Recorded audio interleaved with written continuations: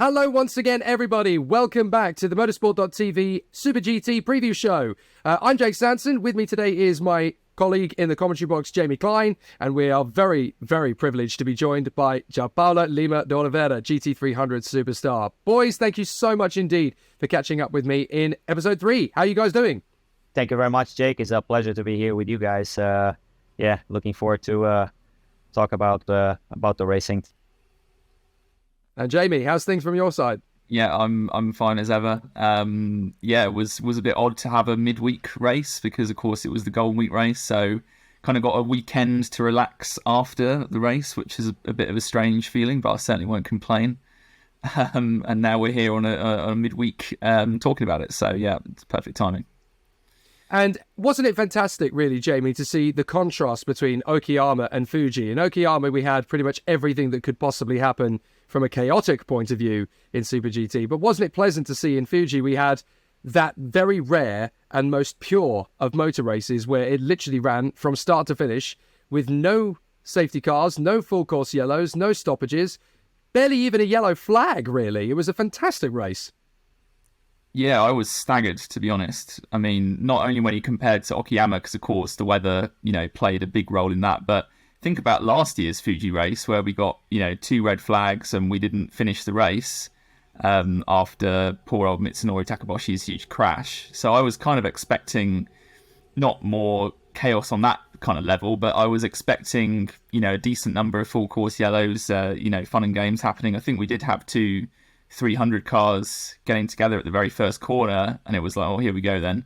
But actually, they both got away, unaided. And then from that point onwards, like you say, there was just very clean racing, and we were very, it was an interesting experiment really to see how 100 lap race, 450k race unfolds when there is absolutely no disruption. So from that point of view, it was really interesting.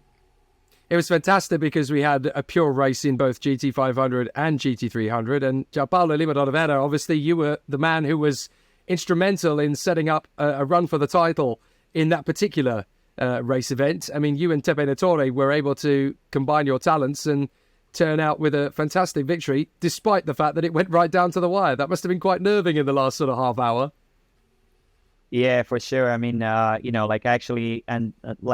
I finished driving by the end of the second stint, I did not really know how close it could be because I knew the guys were running a different strategy and I didn't know, the numbers exactly how much time we would be behind when we came out of the pits. It was only 6 seconds, and I knew that having the fresh tires at the end would work to our advantage. But they were pretty fast. They were very consistent and.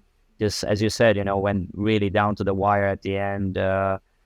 Was a scary even last corner because it was he tried to go down the inside and here we go. It's like last corner.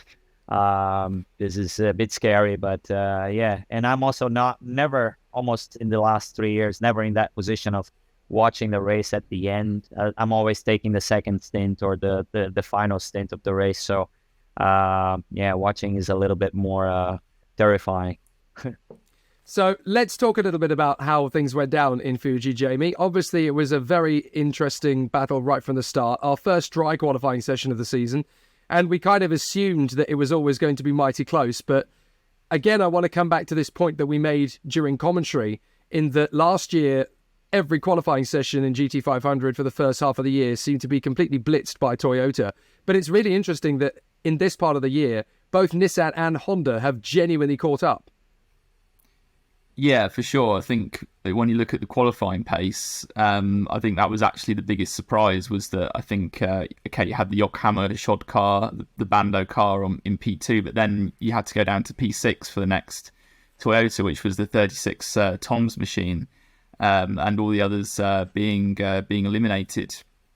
But then we saw this amazing fight back from Sho Tsuboi in the first stint of the race, basically. He did the first 2 stints, but by the start of his second stint, he was already into the lead, and the race pace that car showed was incredible, really. And I would say a surprise, given that they looked quite far off in qualifying. But then listening to the two of them afterwards, Sho Tsuboi and Ritomo Miyata, saying how, you know, they'd always had the race in mind. Obviously, a longer race than normal with 450Ks. The strategy also more wide open. So qualifying, not the be all and end all, as we've seen, you know, many times. But I think considering Honda, I think looked really strong after qualifying. They had cars 1, 3, and 4. The Bridgestone cars, the Kunimitsu car on pole, and the 2 ARTA cars also high up the order. So I think they had the kind of the most bullets in the gun from that perspective. I think Nissan, with the ballast from Okayama, we weren't really expecting at least the 2 Michelin cars to be too high up in this one. But certainly Honda, I think their race pace just wasn't there. You know, they couldn't build a gap at all over not only the Tom's car that went on to win the race, but also the Kondo Nissan showed really good race pace, and they were quite unfortunate to miss out on, you know, at least P3, maybe P2 at the end. So yeah, very different story that we got in the race compared to over a single lap. Yeah, again, over 100 laps. I mean, on pure race pace, we should have probably had all 3 manufacturers represented on the podium. If Daiki Sasaki's Kondo hadn't tripped over the Mach 5 in GT300, then we probably would have had all 3 brands represented on the podium. Coming to GT300, Gianpaolo, one of the things that's really triggered me over the course of these first 2 races is last year it was ultra competitive. It seems to have tightened up again. I mean, you guys were able to hold on for the victory, but it doesn't sound anywhere near as easy as that when you consider just how many teams were trying to take it from you through the 100 laps. No, absolutely. I mean, you know, always, I think, I mean, especially coming towards the end of last year, I mentioned this with Jamie a few times, especially throughout the last year. I think that recently our BOP has got more and more tight, I would say. You know, like, I mean, it has become really difficult to overtake on straights. Like we used to have a fast car on straights, and now, like, even the last test at Suzuka, we don't have a car that stands out on straights anymore. So we are looking for other points of strength in the car. And yeah, it's you know, there are things that we develop for sure that we try to compensate for the loss of power. But you know, I mean, in the end, it definitely gets more and more difficult. I mean, throughout last year, we've only had decreases, and it has maintained so for this moment. So it's quite obvious that, you know, yeah, I mean, it's going to be a lot more tight. So I expect that, and you know, it's just the way it is. So we just we gotta win the way it is.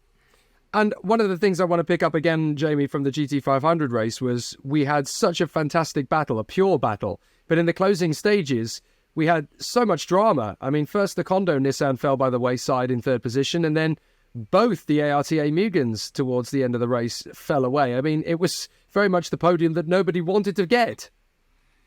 Yeah, very, very true. So yeah, like you mentioned earlier, first to come a cropper was Kohei Hirate in the 24 Kondo car.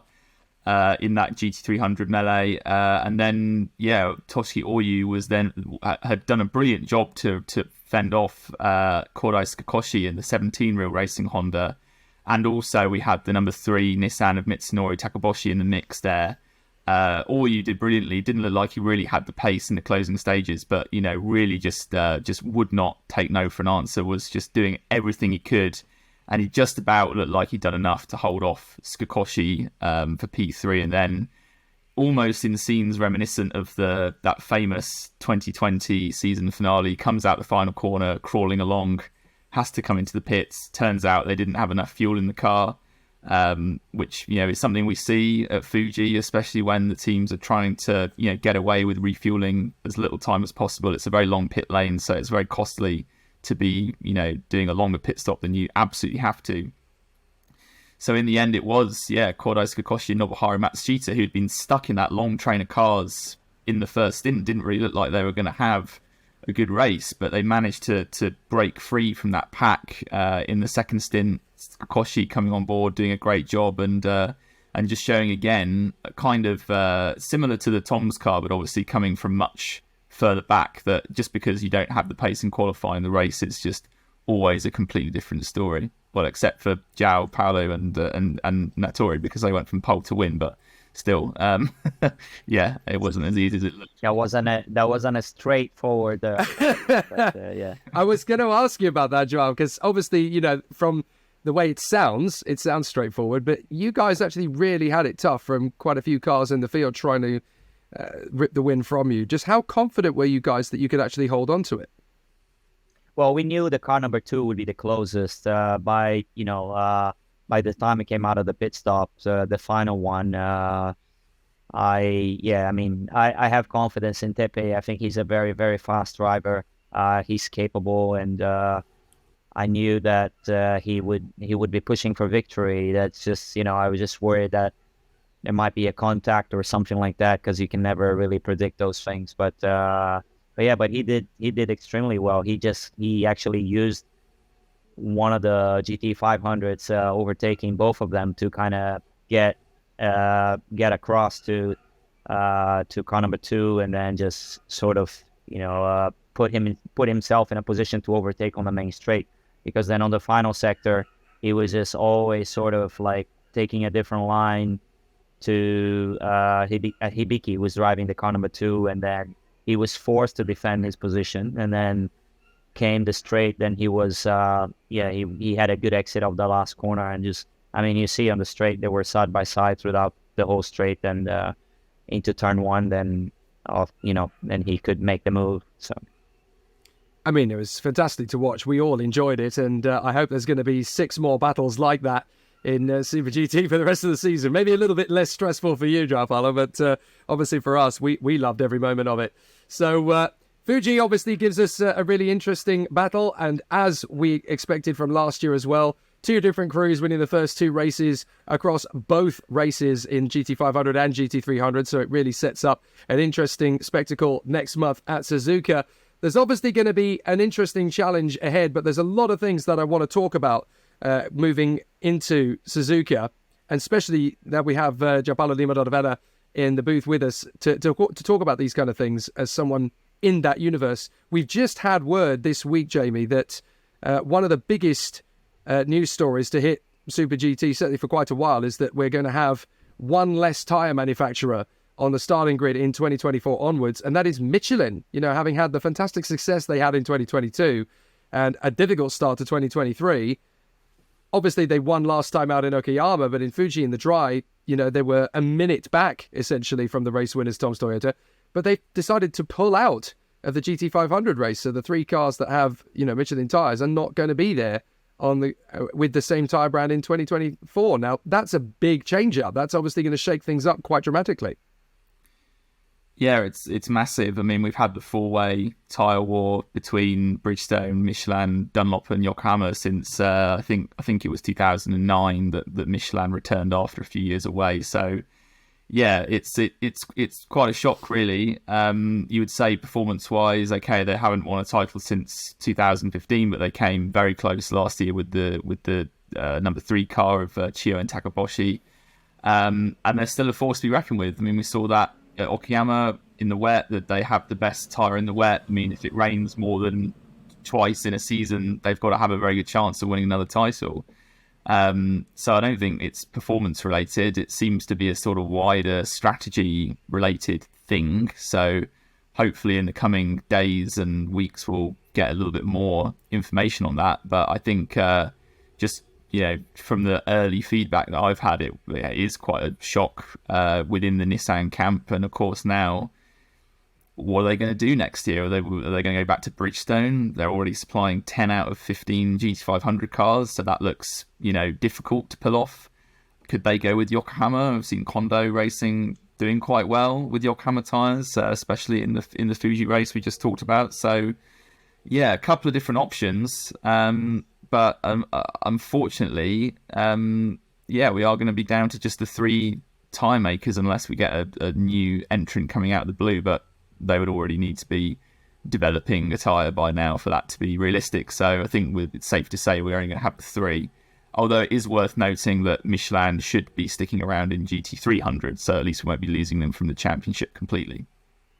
I mean, it's a big one, isn't it? And for you, Gianpaolo, you're not a Michelin racer in the GT300 category, but you are a rival of them. Hearing this news, I mean, what do you feel about this? I mean, how do you think this is going to affect the battle moving forward? Yeah, I mean, it was a shock, I think, for everyone. I wonder what kind of information even the teams and drivers had prior to today. Really, I was pretty surprised to hear the news. Yeah, I mean, as Jamie said, I think it would have to be underway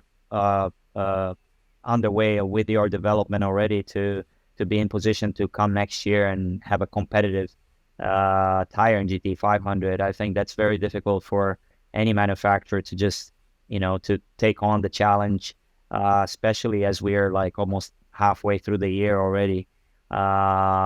So yeah, I mean, it's wise to think that, they either Bridgestone's going to have to extend their program, which I know it's not an easy thing. I know how like production is limited.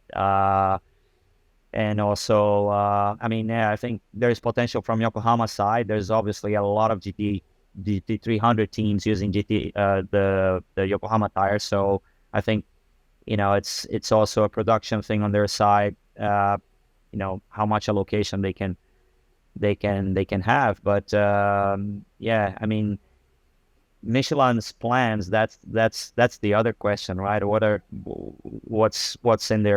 What's their goal with this? Like maybe perhaps GT3 with Le Mans next year with so many. That's just a guess of mine, but I don't know. Like it's just surprising to because especially since they won championships and they had success here, and they are in a position to be able to fight for the championship again this year. So yeah, surprising. I can imagine. I mean, especially when you don't have any prior warning of it in the same way we don't. So, yeah, definitely going to mix things up in GT500 for 2024. We'll follow a lot of these news stories as they develop through the course of the season. But obviously, we have you here in the booth with us, Gianpaolo. We couldn't really not take the opportunity to kind of get your insights, some expert analysis into what it is like being on the starting grid. We've talked a lot, myself and Jamie and Jens Sabota, about the world of GT500 and how competitive it is. GT300 is just as exciting a subplot, and you guys have a very unique battle on your hands in that you have the GT300 cars from Japan versus the FIA GT3s. I mean, what are the technical challenges of having to go against that when you're coming up with, a race program with essentially purely Japanese technology up against established GT3 brands? Yeah, so I think you really have to focus. I mean, GT300 is so broad. Some of these cars are so much lighter than others, and they're capable of carrying much higher speeds through third, fourth, fifth gear corners. You go to a circuit like Sugo, you're gonna see the Subaru flying there because it's a track that suits them. Not so much acceleration, a lot of carrying the speed. Just kind of like a flow, but at the same time, not long straights. So it's a very good character of circuit for them. And then you come to GT3 circuits like Fuji. Motegi is kind of in between because you have braking, you have acceleration, but you also have some flow. You have hard braking as well, where some of the GT300s made in Japan are the lighter weight cars, I would say. They have some sort of advantage. So there are many factors, and also to make things even more difficult than the tire makers as well. So then you put everything on top. It becomes very, very difficult to make make everybody happy. Like when you talk about BOP or so that's always a bit of a sensitive subject. So. But yeah, we just have to focus on ourselves. We just have to focus on on our strengths, and I think this is one of the things that our team has been doing very well over the last 3 years. Is just we take our strengths. We know some of our weaknesses. We know some of the circuits that may not favor our car, but still we try to maximize those weekends with either strategy or, a tire that, may be able to go a little longer than others. So, this is all I can say, really. Yeah. Now, obviously, you're one of the most experienced drivers now in the modern era of Super GT. I mean, you've been competing in the category since 2006, and you've delved in both GT500 and GT300.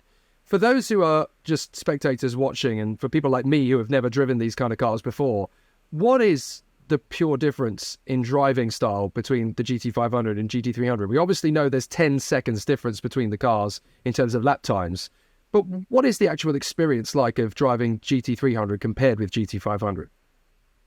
So a GT500 is pretty much, it's a car that's very close to a prototype. I mean, these LMP cars, I would say, somehow very close in terms of driving style, even to a Formula car, for depending on the type of car and weight and so on. Because the GT500 has so much downforce, and the tires are so good that you're able to carry speeds sometimes even faster than some of the Formula cars around the world. So which is very surprising coming from a GT car. I mean, if you stand trackside on a 130R at Suzuka, or the 100R at Fuji, or you go to Malaysia and when we used to go to Malaysia, but you go through the S's there, even the S's at Suzuka, it's just so impressive that these cars are able to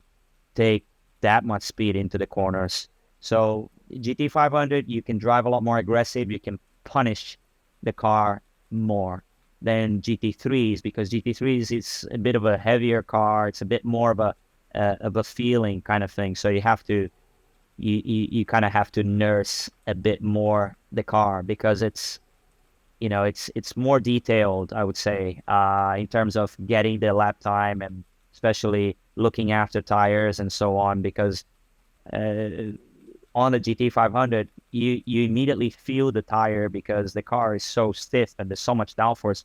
You're planted on the road on your tires, and you can feel everything the tire is doing. On a GT3, there's a lot more motion in the car. There's a lot more movement. There is a lot more transfer of weight. So it becomes a little bit more difficult to have that fine feel for tire development and for these things, because then you're talking other things as well, more elements. And so I think the finesse, the type of driving is very different. So I would say more aggressive with the GT500. You punish, you can throw it into high-speed corners. And the GT3, you can't do that, because once you do it and you lose the grip, it's a bit of a lazy car to kind of to catch it and to bring it back and so on. So it's that's about the difference I can tell you. Fair play. I mean, your insight is really invaluable. And of course, if you stay on the grid next year in 2024, next year you'll be making your 150th start in Super GT, which is quite a phenomenal achievement, quite an amazing record. What is it about the world of motorsport, the culture of motor racing in Japan, that has made it so addictive for you? Why did you set up shop here, and why was it easy to build a career in Super GT? Well, when I came to Japan was back in the end of 2003. I came to do a test at Suzuka with the Lola Dome. Lola was an English manufacturer, a cooperation with Dome in Japan, and for me, it was all very exciting just to come drive Suzuka, drive a Formula 3 car that was partially developed in Japan, and Dome also was known for bringing good foreign drivers to Japan to then bring them up to Super GT and at the time it was Formula Nippon, now Super Formula. So I came to do that with, I would say, not much else in mind. But the test went well, and the invite was there, the contract, the offer was there. and then it went on year by year and year by year. So, and the reason I'm really grateful and appreciate this time in Japan is because in Japan you can really build a career out of, driving good races and being a consistent, reliable racing driver. You can make a strong career in Japan. So I think in Europe I wouldn't have that opportunity. I remember very well at the time I needed to find a reasonable amount of budget to go and compete in Formula 3000. And at the same time, I had an offer as a 23-year-old to become a professional driver in Japan, so in Formula 3. So, and I mean, things have changed a little bit since then. And now I think, that's also a reflection of the economy and so on. But still, Japan has a little bit of that. It's still there. So I have a lot of foreign drivers who contact me from time to time and, want to come to Japan. I want to, drive professionally there, because the manufacturers, they honor the driver if they do a good job. To drive in GT500, to stay in GT500, you have to be very, very good. It's not, it's only 8 races a year. There's a huge amount of pressure at every round. Manufacturers' expectations and fans' expectations. The fans are like, some of the biggest fans in the world, as you can, in Super GT, we have so many people. We have 80,000 people last week. So, so, it's a lot of elements, but it's in the culture as well. So if you do a good job, and if you're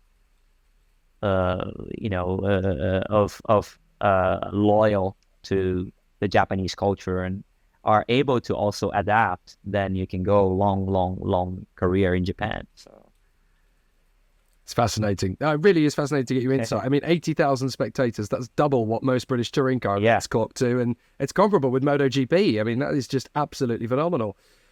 We've obviously got Suzuka coming up on the first week of June, and that's going to be a very interesting race. Jamie, GT500 at Suzuka has a tendency to shake up the mix a little bit more. Now that we're obviously very much in the realm of Toyota and Nissan being on form with Honda, and it's all very even in terms of qualifying, is it likely to be an opportunity, we think, for Honda to try and bring something more out of the bag? Now that Toyota have had a win at home in Fuji, surely Honda's going to be wanting to, one up on them and make sure they get a win in the first 3 races of the year as well.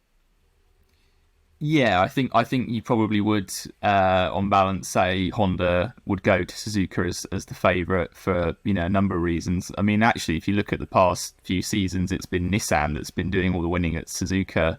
But then again, last year, the number 3 car, round 3, was coming off the crash, had a fresh engine and chassis, no real success ballast, so they were in a really good position there. And then the import car winning in the summer race was very much dependent on a well-timed safety car. So if it's a more straightforward race like the one we saw at Fuji, then I think it's going to be a little bit harder for a car to sort of cruise through the field like we saw with the 36 Thomas machine. So I suspect probably realistically you need to be in the qualifying in the top 2 rows, and I think we'll see Honda strong again. I think also you've got the 16A RTA car, which has got no success ballast or 2 kilos of success ballast, because they did actually steal a point after their penalty at Fuji. And even the 8 car was pretty competitive even with the ballast on board from Okayama. So but then also Real Racing has always gone well at Suzuka. Last year, very unlucky not to win with a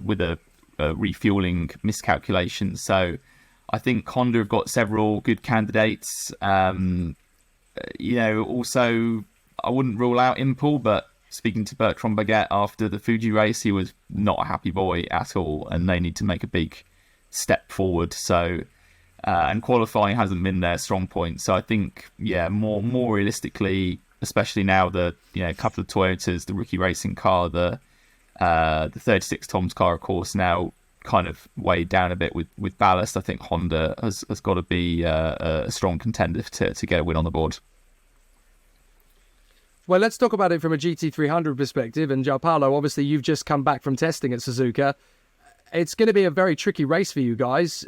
Obviously, having taken a win, and you guys took a win last year en route to the title, but you're going to Suzuka with 66 kilograms of success ballast on board. How confident can you guys be of a relatively good result, taking that into account? Well, Suzuka is not the worst track to drive with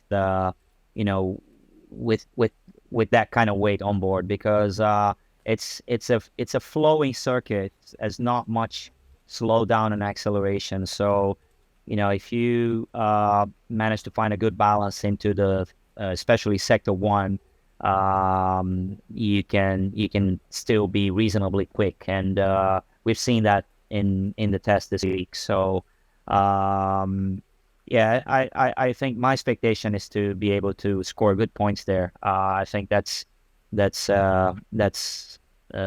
realistic for us. So I definitely have good expectations for that. Okay, so who do you guys at Kondo see as your closest rivals, not just for heading to Suzuka, but over the season as well, based on what you guys have seen over the first 2 weekends? Or is it too early to tell? It's early to tell. And as Jamie pointed out, well, like this first 2 races of the season has been very uncommon in Super GT, because the first one was an absolute chaos. Yeah. We've seen chaos before. We've seen a lot of crazy racing in Super GT, and that's what Super GT is known for. But that one was really like, I take a bow for it, because that was incredible. And then coming to the second one, we had I don't remember seeing a yellow flag in the race. There was no full course yellow, no safety cars, no interruptions. So that's also very unusual in Super GT. So it allows the teams to do those strategies. It opens the strategies a bit more, or not, because sometimes you can take a gamble just before you see an accident happen, and if you make the call to come into the pits before they make the call for the full course yellow, then you take a massive advantage over the field, because you might be able to pit before they close the pit entrance. But yeah, it's been very unusual races, but we know that the car number 65, the Mercedes Bridgestone Leon, is a very strong team. They've won this championship before, so they have the experience. They have experienced drivers. I think the Subaru has to make a return. Suzuka is going to be the race that they have to show a bit more strength. And obviously, some of the cars that we've seen at Fuji, the car number 2 with Bridgestones, I think they had been very strong, and they were also strong in testing last week. So I would expect them to be also in contention. So some of these usual suspects, but I think still you see cars like perhaps the Audi has been strong in testing. And then the car number 4 as well, which I think they had the tire trouble at Fuji, but I think they were running second or third. Maybe Jamie can say. I think they were running up there, and then they had a tire blow, and either a tire blow, they had another issue, I think, but then their race was over. So yeah, looked like I think it was sort of smoke coming out of the engine, wasn't it? If I remember. Right. Okay. I think they were P2. I think that was the car you were effectively pulling away from in the first stint. Although, of course, it wasn't the car you were really racing, as we saw the number 2 Inging Toyota, and also the Green Brave Toyota coming in. 1 and lap 2 respectively, I think. So yeah, it was really nice actually, because a safety car almost at any point in the race until maybe the final 20 laps could have completely ruined it for one group or the other.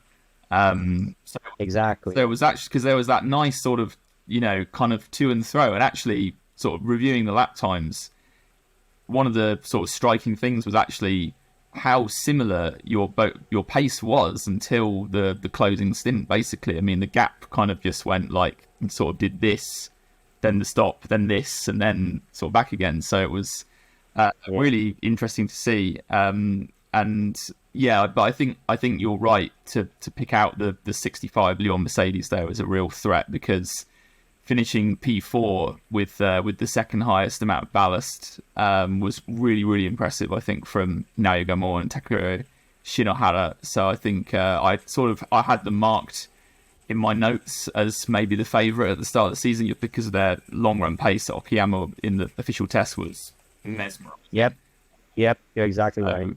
I think we'll be seeing hopefully a good battle between you guys and the Leon boys for the rest of the season. We're very excited about it, and I know that there's going to be some great chapters to weave. If we had more time, we would delve into more fantastic topics related to Suzuka and beyond. But Paulo, thank you so much for giving up your time to be with us tonight. It's been really, really insightful, and we can't wait to hear from you again as the season progresses. Thank you for your participation. It's been very, very exciting.